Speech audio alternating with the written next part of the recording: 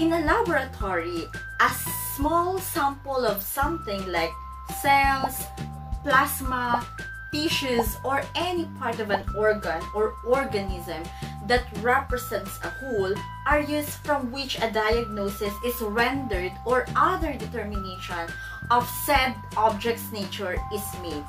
So, yung mga samples na to, ang tawag natin dyan is specimens. So, in determining the characteristics of these samples, these specimens are examined under the microscope.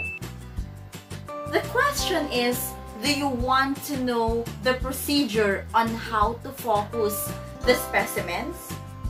So, ito ang pag-aaralan natin sa vlog na to.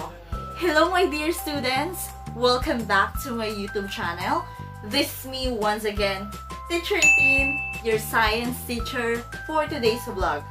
But if you're new to this channel, don't forget to subscribe, like, and hit the notification bell for more updates in Science 7.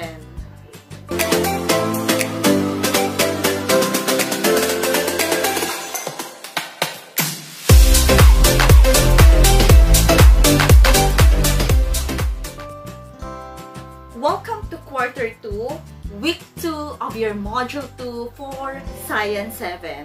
And for today's vlog, we're going to discuss about compound microscope. So in our previous discussion, sa previous vlog natin, you have learned in our previous lesson that microscope is composed of parts with functions. So in this lesson vlog, you will study some appropriate techniques on how to use a compound microscope and to gather information about very small objects. And of course, yung lesson na to, it includes also a varied activities that will guide you on how to use a compound microscope whenever the opportunity allows you to physically visit your school laboratory or your science classroom. Syempre, to conduct hands-on activity and hands-on practices. So, in this vlog, specifically, you are expected to learn how to focus specimens using compound microscope. Kagaya ng napag-usapan natin at diniscuss natin in our previous vlog, so you already know the different parts and functions of the microscope. So, alam nyo na din kung paano ba ina-adjust itong mga to. So, anong purpose nitong mga ito and all. Okay, so, and alam din natin na ginagamit natin ang microscope para makita natin yung mga maliliit na object na hindi natin kayang makita gamit lang ang ating mga mata. Kahit tayo ay nakasalamin, hindi pa rin natin sila kayang tingnan at hanapin kung ano ba yung structure ng mga maliliit na object na to. So, kagaya nga ng binanggit natin, yung cells, okay, yung plasma, yung tissue, or any part of an organ or organism, okay, that represents a whole. So, kung gusto nating i-diagnose yung mga bagay na maliliit na to, we have to use this compound microscope. Ang tawag natin sa mga maliliit na bagay na yun na titingnan natin under the microscope, ang tawag natin dun ay specimen. Okay, so ano ba ang specimen? So ito na nga, those are the samples na nilalagay natin doon sa glass slide na itututok natin dito para makita natin yung kanilang kaloob-looban.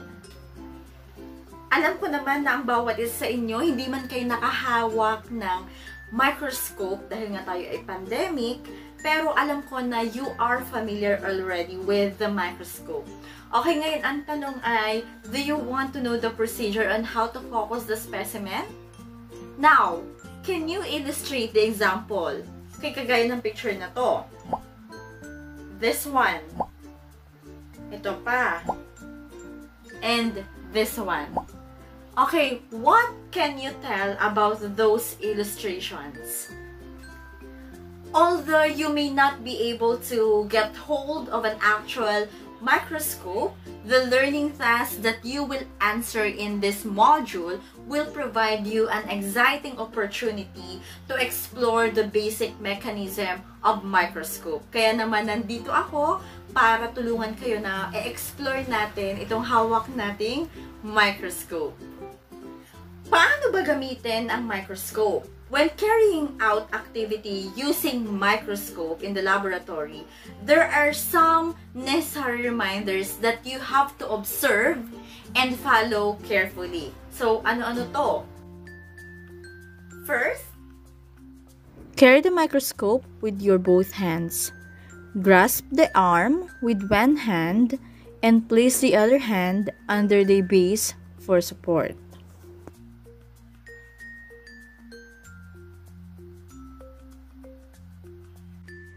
Number 2, put the microscope on the table with the arm towards you. Number 3, do not touch the glass part of the lenses with your fingers. Number 4, use only a special lens paper to clean the lenses. Number 5, keep your microscope covered when not in use.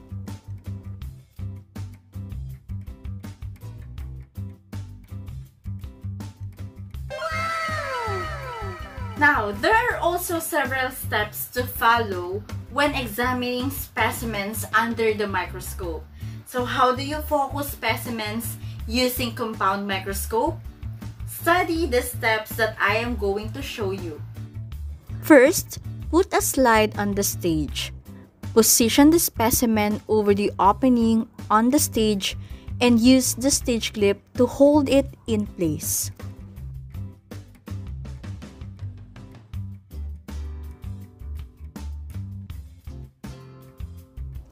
Check the stage from the side. Slowly turn the coarse adjustment knob to lower the body tube until the lower power objective almost touches the slide. Number 3, turn the coarse adjustment knob to raise the body tube.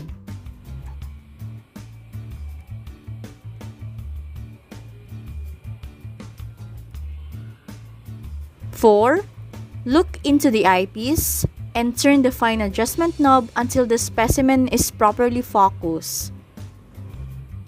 5. While looking into the eyepiece, adjust the diaphragm and the mirror until you see a bright light circle of light. Number 6. Shift to high power objective lens. Gently revolve the nose piece until the high power objective lens clicks in place. Be sure that the lens will hit the slide. Number 8. Look into the eyepiece and gently turn the coarse adjustment knob until you get the clear focus of the specimen. For learning test number 1, this is what you're going to do. The numbered steps in using microscope to focus specimens are listed in the box, are not arranged properly. So what you're going to do is to arrange each step in their correct sequence. And then you have to write your numbers in your answer sheet. So since alam niyo na naman yung pagkakasunod-sunod, kung paano ba i-arrange ng maayos itong ang ating steps on how to focus the specimen. So alam ko na madali niyo na itong masasagutan. Okay, now, tuturuan ko naman kayo kung paano ba bumasa ng magnification. Ang compound microscope, it may contain 2 to 3 objectives or 4. So, kagaya na lang itong ating meron dito. Meron tayong 4 na objective lenses. So, this objective, yung bawat isa nito, may kanya-kanya yang magnification number. And of course, the shortest one sa ibang microscope, ang mark nila is 3 times, 4 times, or 5 times. At ang tawag doon is scanner. Ngayon, yung low power objective naman, or the LPO, so when we say LPO, it's the low power objective. Yan naman po ang mga mark niyan ay 10 times or 12 times, or whereas yung mga high power objective naman is yung HPO, yan naman po ay 40 times, 43 times, or 60 times. Ngayon, paano tayo magko-compute ng total magnification kung saan pag nag-review tayo ng mga object that can be calculated by this microscope. So, the total magnification with which you are viewing the object can be calculated by multiplying the magnification of the eyepiece, yes, yung tinitingnan natin dito, at syempre, ita-times natin yun dun sa magnification ng objective lens na ginagamit natin. Syempre, kung saan nakatutok yung ating objective lens, doon sa ating sisilipin na specimen, yun yung i-multiply natin dun sa gagamitin nating eyepiece. So, yung mga eyepiece, ito po yun. Yan po ay napapalitan. Depende nga, kaya nga, diba, yung bawat eyepiece, may kanya-kanya rin siyang magnification number. Kagaya nitong hawak ko, ang magnification niyan ay 10 times. So, let's say, for example, kagaya nito, yung mga objective lenses na nandito, teka, ipapakita ko sa inyo. Okay, kagaya niyan. Okay. So, ang atin dito, meron tayong 40. Meron din tayong, hindi ko masilip. Ayan, 100 yan eh. Ayan siya, 100. Tapos, pag ginalaw pa natin siya, ito naman ay 10. And then, ito namang isa ay, silipin natin. Ayan, 4. Okay, so kung gagamitin nating eyepiece ay 10 times, so i-multiply natin yung 10. Let's say, for example, gamitin natin itong 40. Or let's say, for example, sige, ito na ngang 40. Okay, ilipat natin siya. So, yun dapat yung tututok dun sa specimen na titingnan natin. So, kung ito yung ginamit natin, 40 yung magnification ng objective lens, i-multiply natin siya dito sa eyepiece niya na 10 times. So, palitan natin. So, ang gamitin natin ay ito. Yan. So, 10 times, yan, times yung 40 dito. So, yun yung magiging magnification natin. Okay, so let's say for example naman, 10 times yung ating eyepiece. Tapos yung ginamit lang natin dito ay 10 times ang magnification. So, 10 times 10, that is 100. So, that will be the total magnification ng microscope na gagamitin natin. So, kung 100 times yon, so this means that the object that you are viewing is magnified as 100 times. So, isn't it that amazing? Di ba nakaka-amaze na yung sobrang liit na object? Let's say, for example, singlaki siya ng kuto, palalakihin mo siya ng 100 times. Makikita mo yung kaloob-looban ng kuto 100 times. Yun yung nagagawa ng ating microscope. So, the knowledge and the basic parts and functions of the microscope, hindi lang yan importante sa inyong mga bata na nag-aaral ng microscope or ng iba't iba pang field dito sa kung ano man pinag-aaralan nyo sa science. Pero syempre, importante itong microscope to those who are engaged in the different field and practices to our society. So, ang microscope ay napakahalaga niyan, and the microscope can be used in numerous way. Napakadaming pwede niyang paggamitan. Kagaya na lang sa field ng medical, sa pathologists, other medical professionals, they use this to conduct different medical laboratory examinations and advanced researches. Okay, and of course, at present, napakaraming mga scientists dyan sa paligid natin na they are working extensively at their respective laboratories. So, gumagamit din sila ng microscope. Kaya nga nakita nila, di ba, yung itsura ng coronavirus na parang may mga koro-koro na. So, gumamit sila doon ng microscope. Syempre, hindi lang compound microscope kasi may iba't ibang uri pa tayo ng microscope. Hindi lang ganito kasi ito yung simpleng microscope na pwede lang natin gamitin kahit sa school. Pero yung mga scientists, may mga malalaki pang microscope sila na ginagamit. And of course, remember that microscope are also being utilized in our industries. Bakit? Para saan? For the inspection or assembly of electronic components, kagaya na lang ng mga nakikita natin sa mga mobile phones natin. Yung loob ng mobile phones ninyo, may mga maliliit yan na parts at hindi yan kayang tingnan lamang ng ating mga naked eyes. We have to use this kind of instrument, this kind of laboratory apparatus para maisakatuparan yung ginagawa na observations upon a certain object. Okay? And of course, aside from knowing about the essentials of microscope and its functions, napakahalaga din na matutunan ninyo, and of course, ma-practice ang tamang pag-aalaga ng microscope na to. Hindi pwedeng basta lang tayo marunong, ay alam kong gamitin yan, alam kong mag-compute ng magnification, pero dapat alam din natin kung paano natin sila iingatan. You should always follow the guidelines on how to take good care of the instruments. You should always follow the guidelines on how to maintain the good working condition of this microscope. And of course, if you're given, if you will be given a chance or the opportunity to use it, please handle it properly and clean its parts using appropriate materials. May iba't ibang materials tayong ginagamit sa panglinis niyan. And of course, pakiusap na ibalik ng maayos sa pinagkuhanan nyo. Okay, return it to the proper casing and store it in a clean and dry storage cabinet away from laboratory chemicals. So, mahalaga na hindi siya matatapunan ng mga chemicals, lalo na kung masyadong acidic yan, edi baka mga lawang ang iba't ibang parts ng ating microscope. So, kaya iingatan nyo yan. Okay, and also, I will explain to you your other learning tasks for this week. So, for the learning task number 2, ito yan. Okay, so what you're going to do is the following illustrations present different or several steps in using compound microscope. So, ang kailangan nyo lang gawin ay i-describe nyo kung ano ba ang nasa picture na to. And for learning task number 3, so you have to read the instructions in do-it-yourself science project. And then you have to follow the step. Andiyan naman yung mga steps na gagawin nyo. And of course, i-describe nyo yung output sa inyong portfolio answer sheet. So, ano bang meron dito sa do-it-yourself science project? So, even if you are staying at home, you would be able to at least experience using a very simple microscope. So, paano? So, kagaya nga ngayon, you are going to make an improvised microscope. So, look for the materials that you need. Ang kailangan nyo lang gawin ay sundan yung mga steps na to.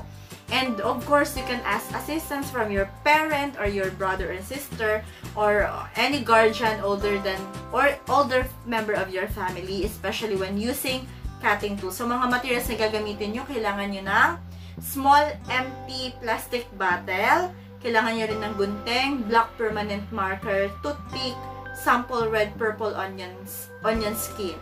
Okay, so sige, I'll make a separate video for learning task number 3 para turuan ko kayo kung paano gumawa ng do-it-yourself simple microscope. And of course, sa learning task number 4 naman, ito, mag-identify lang kayo ng 3 specific tasks na pwedeng gawin using microscope. Meron dyang, ayan, dahil 3 yan, so yung nandyan ay given na. So let's say, for example, sa specific task, magkukonduct kayo ng complete blood count or yung tinatawag natin na CBC. So, saang field ba yun? Pagkukompute ng CBC, pagkukonduct ng CBC, di ba yun ay sa field ng medicine? So, ilalagay nyo dito sa field and medicine kung saan, or discipline kung saan siya kabilang. And of course, for learning task number 5, show what you've learned about using microscope. Read the following questions or statements, then provide the appropriate answers. So, meron diyang 4 na tanong, kailangan nyo yang sagutin. And of course, dun sa baba, write 3 sentences reflection after doing the activity. Okay? So, ayan, sa number 1, what are the parts of the microscope that magnify the image of the specimen? Ay, alam naman ninyo yan, di ba? Meron tayong 2 kinds or 2 types ng magnification or magnifying. Saan yung magnifying? Sige na nga. Yan, itong ating mga objective lenses, and of course, we have the eyepiece. Okay. So, kaya-kaya nyo na yung sagutan. Diba? Hello! So, this is the end of our lesson vlog about compound microscope. I hope you learned something from this vlog. And if you have question, you can send me a private message using this page, sa FB page, Lesson Vlog with Teacher Tin. And of course, you can follow me on yan nga, FB page. And I'll put the link below of my page and of course my email address. And for our week 3 up next, we're going to discuss about the levels of biological organization. So, ayan, next week ay week 3 na tayo. Thank you for listening. Thank you for watching this vlog. Kung bago ko pa lang sa channel na ito, huwag kalimutang mag-subscribe, like, and hit the notification bell for more updates. in Science 7. This is me, Teacher Tin, your science teacher for today's vlog. Bye! Oh, nag-subscribe ka na ba? Ala, hindi pa ang hindi mag-subscribe. Ang mag-subscribe dito, pasado na, honor student pa at the end of this video. Yun! Ang gusto ko. Bye! And thank you. See you on my next vlog.